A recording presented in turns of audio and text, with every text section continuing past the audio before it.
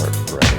Hello and welcome back. We are currently in new listing that we just filmed, 309 at 6077 London Road. Peaceful. I forgot the neighborhood. Peaceful Steveston. Peaceful Steveston. These things happen, okay? I am no robot. You'll see the video on after this. You'll see some B-roll sprinkled out of this very cool little unit. Not too little, 2 bed, 2 bath, 996 square feet, 271 square foot patio. Al will sprinkle in the details. For a mere $829,900, almost everyone can afford it. But that's affordable luxury because this building has geothermal. And if you look above, Al, you got vents, okay? That's forced air, heating, and cooling. As you can see, I don't see a bead of sweat on your perfect little forehead right now, and I'm good to go. So anyway, that's where we are. Today we're doing a market update. We haven't done one in a month, but we missed last week's video because unlike 2 weeks ago where young Benjamin had a child, young Al has had his franchise, his offspring.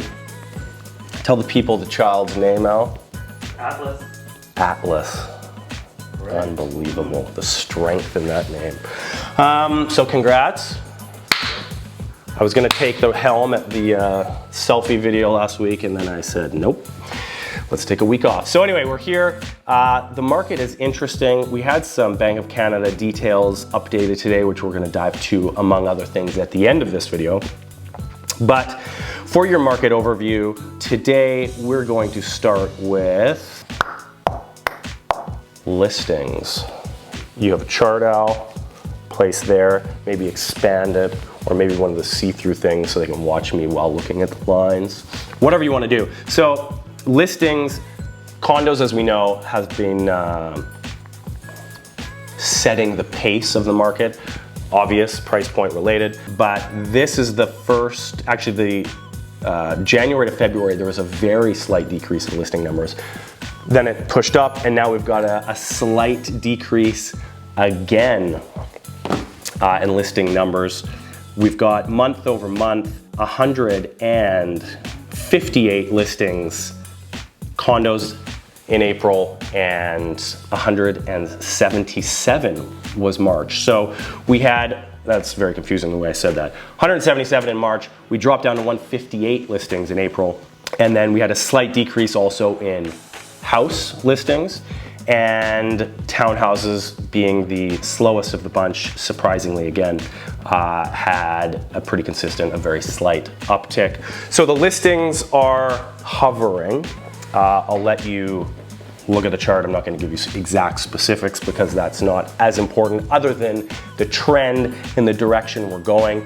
Inventory is pulling back again, which is not going to help you buyers. And now we jump to sales.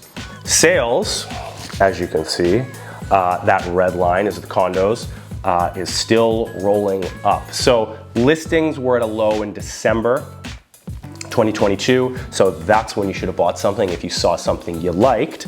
And now we are pushed up. Sales bottomed in January 2023.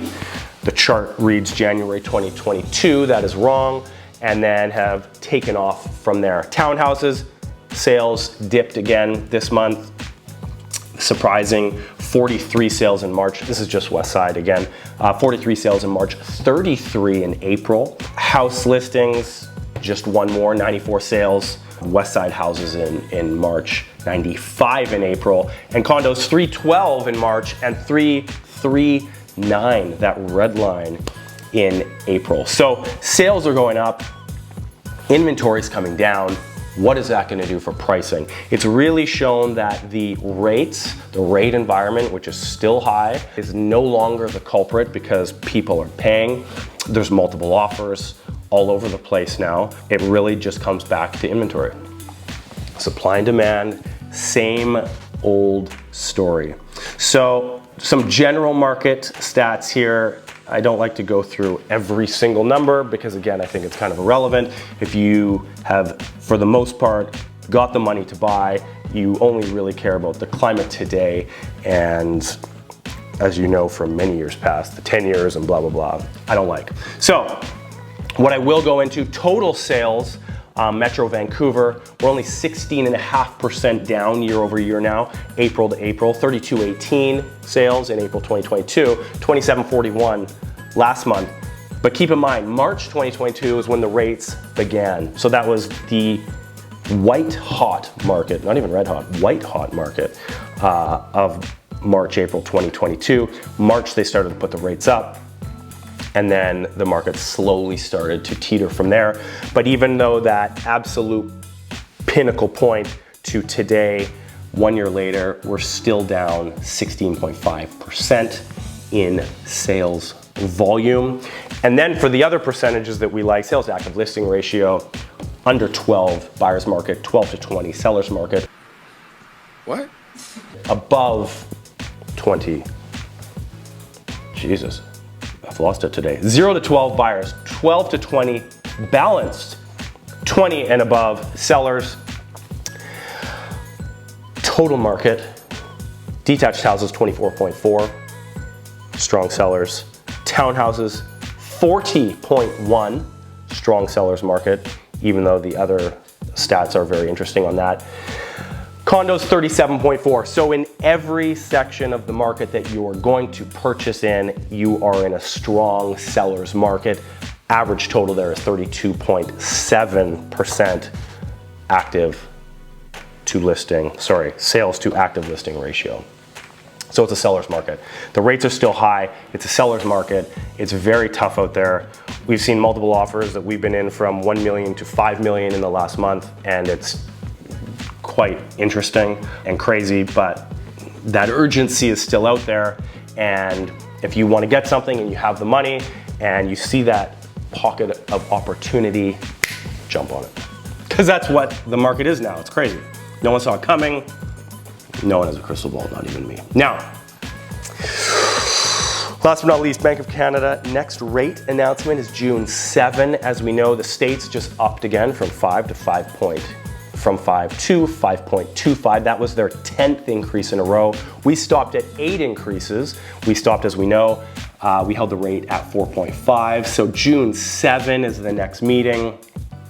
What will they do? Maybe this next bit of information will assist you. The Bank of Canada CPI index was released today. March CPI, if you'll remember, was 4.3 total inflation, CPI number, consumer price index, as we know. April, 4.4. We are up 0.1%. Does it matter? I don't know yet. Maybe. It could. This could be the start of something. If it does continue, I think rates will definitely continue to be bumped up. However, all over the Bank of Canada website, they're still saying the forecast is 3% by this summer and 2% by end of 2024, which of course, as we all know, is where they want to be. So will this 0.1% increase change the trajectory of getting a lot better than we have been? Let's not forget, June 2022 was the peak at 8.1. We're still just under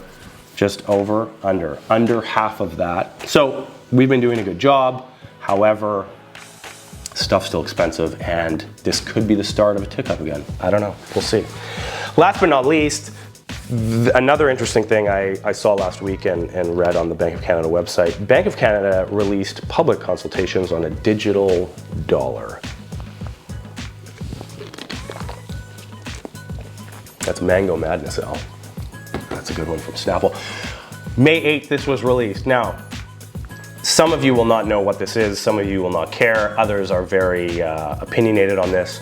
I'm just gonna read a couple clips from this that I thought was interesting. If a digital Canadian dollar is issued in the future, the bank will continue to provide banknotes for those who want them. Cash isn't going anywhere. We're not changing anything. It's not a big deal.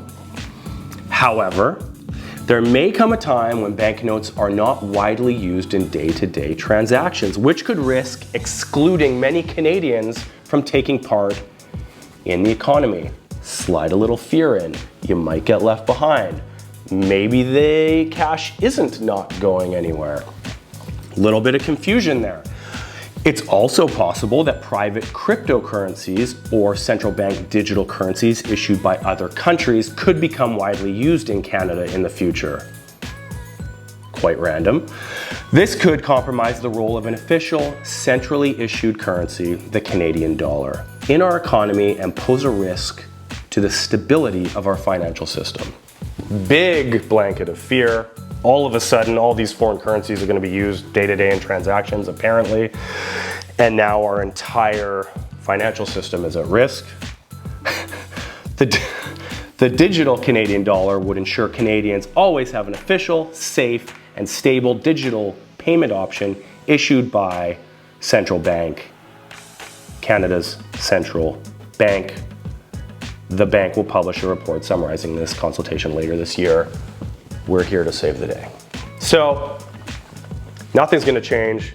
It's all gonna change. Listen to us. We're here to save the day, is what I saw from that. So that'll be very interesting. Again, there's a lot of narratives on this. There's a lot of, we'll just say there's a lot of narratives on this and way this can go, and ways certain other countries have used this, potentially not benefiting the people, but the governments above it. So who knows? I don't think it's a good idea personally. I think it's gonna get passed off to a lot of people that it's just makes my life easier, so let's do it. But you gotta dig a little. I don't wanna highlight any conspiracy theories, although not everything stays a conspiracy theory forever, but that's just my opinion. We're just gonna leave it at that. So that's where we're at, that's it. The market is showing pressure, as always, supply and demand. It's a seller's market in all segments of the market. And at this stage, rates. One last thing, our friend Casey Archibald at Ziva Mortgages. So just to highlight this, rates at the moment, conventional 5-year fix, 4.84 to 4.99. 5-year CMHC, 4.49, so that's insured mortgage. Variable, conventional, 6.7 minus 0.4, so 6.3% 5-year variable, or 5-year variable prime minus 1 at 5.7%. You can get them for cheaper fixed. Where do you think it's going? Do you do 5-year fixed, 3, 2, 1-year fixed?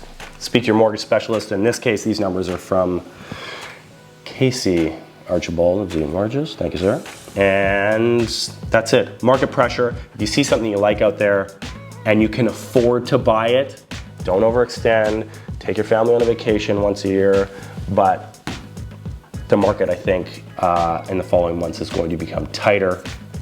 And the numbers are showing that rates may jump up again, so make your moves. Time is not on your side, unfortunately, anymore.